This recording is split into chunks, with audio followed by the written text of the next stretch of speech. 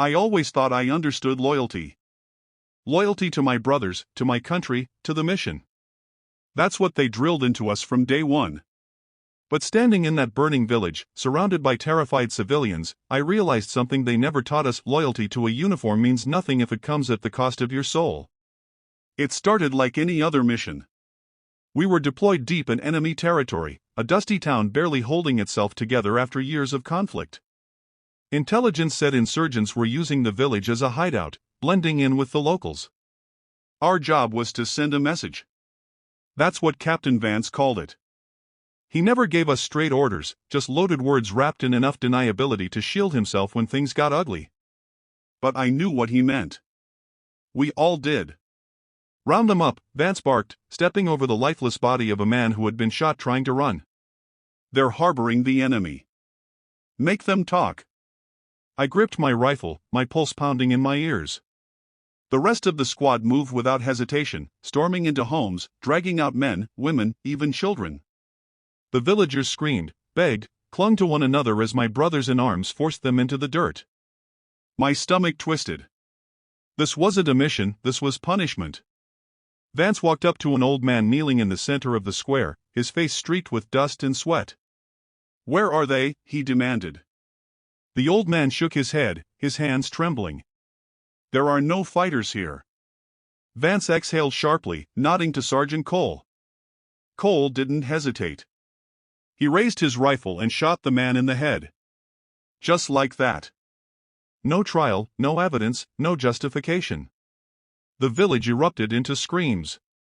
A woman collapsed, sobbing, pulling at the old man's lifeless body.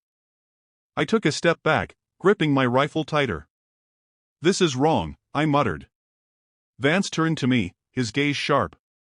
"What did you say, Hale?" I swallowed, every instinct screaming at me to keep my mouth shut. But I couldn't. "Not this time."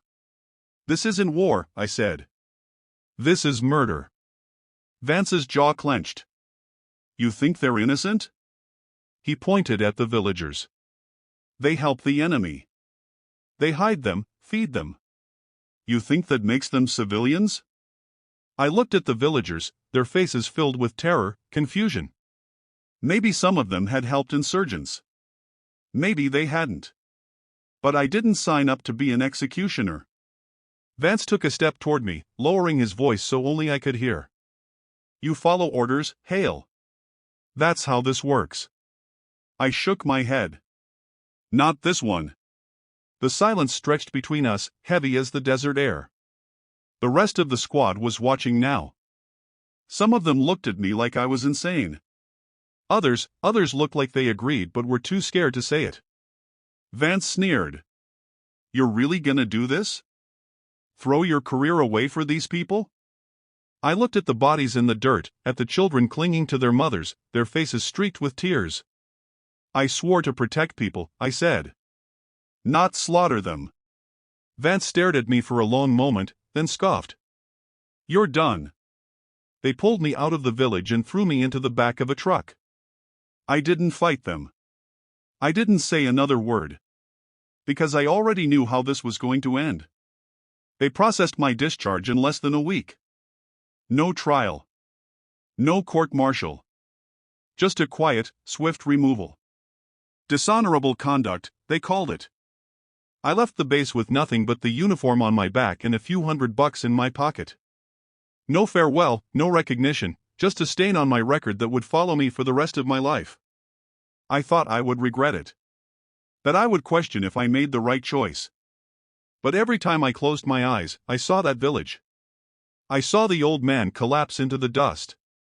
I saw the children crying, clutching their mothers. I knew then, as I know now, I did the only thing I could live with. They can take my uniform. They can take my career. But they can't take that away from me.